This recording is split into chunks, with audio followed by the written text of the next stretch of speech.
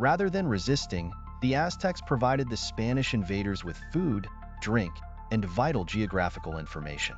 From them, Cortés learned about the strengths and weaknesses of the Aztec Empire. He realized that, even with firearms, controlling such a vast empire would be impossible with only 600 men. So, he sought allies among the locals and found them in the Tlaxcalans, fierce enemies of the Aztecs. Cortés established a new military base in Tlaxcala, and the Aztec king, Moctezuma II, soon learned of his presence. However, Moctezuma was paralyzed by his superstitions, unsure whether the Spanish were invaders or divine beings. Rather than confronting Cortés openly, Moctezuma attempted to reconcile by sending him gifts of gold and silver, including a massive gold sun disk and a smaller silver moon disk. But these gifts only fueled Cortés' greed. He sent his helmet back to Moctezuma, requesting it be filled with more gold, claiming his people suffered from a disease that only gold could cure. Moctezuma complied, and when Cortés received the helmet brimming with gold, he knew the Aztecs possessed unimaginable wealth.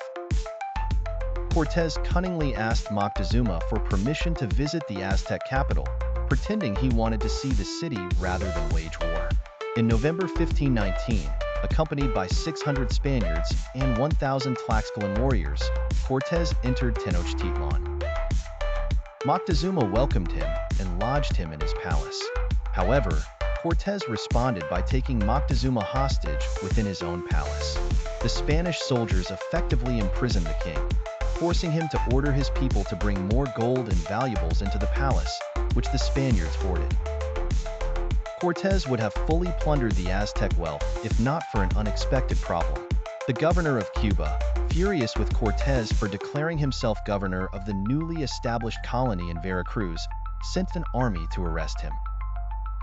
Cortés left 80 men to guard Moctezuma and marched to the coast to confront this new threat. Not only did he defeat the governor's forces, but he also convinced many of the soldiers to join his cause, swelling his ranks to 1,400 men.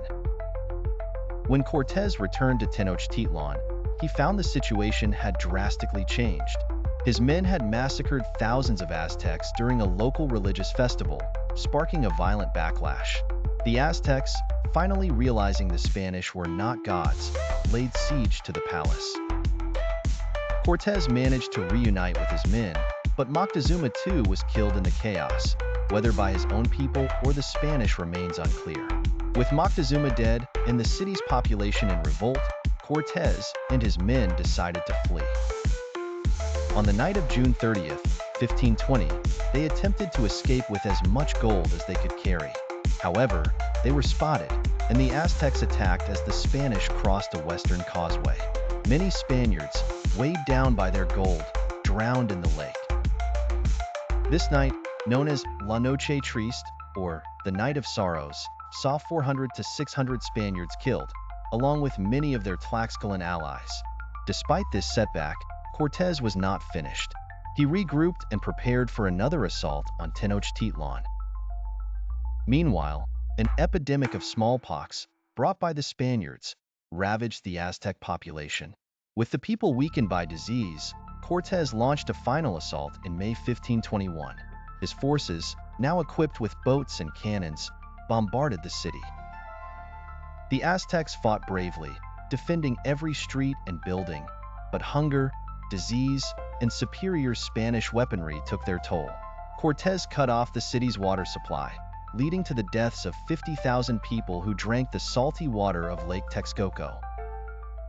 The Spanish invaders slaughtered civilians indiscriminately, killing 12,000 in one area of the city and 40,000 in another.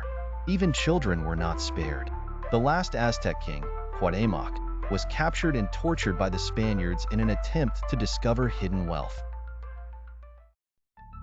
Cortés cut off the city's water supply, leading to the deaths of 50,000 people who drank the salty water of Lake Texcoco. The Spanish invaders slaughtered civilians indiscriminately, killing 12,000 in one area of the city and 40,000 in another. Even children were not spared. The last Aztec king, Cuauhtémoc, was captured and tortured by the Spaniards in an attempt to discover hidden wealth. But Cuauhtémoc never revealed anything and was eventually hanged. With his death, the Aztec Empire fell, and the Spanish flag flew over Mexico. But the conquest of Mexico was just the beginning. Spain soon turned its attention to the Inca Empire, which was even larger than the Aztec Empire. In 1532, a decade after the fall of the Aztecs, Spanish forces under Francisco Pizarro invaded the Inca Empire. Despite commanding only 181 men, Pizarro's cunning and treachery proved more effective than brute force. The Inca king, Atahualpa, was lured into a trap and captured. Even after paying a ransom of an entire room filled with gold, Atahualpa was executed. With the king's death, the Inca Empire quickly fell under Spanish control. The fall of the Aztec and Inca empires marked the beginning of European domination in the Americas.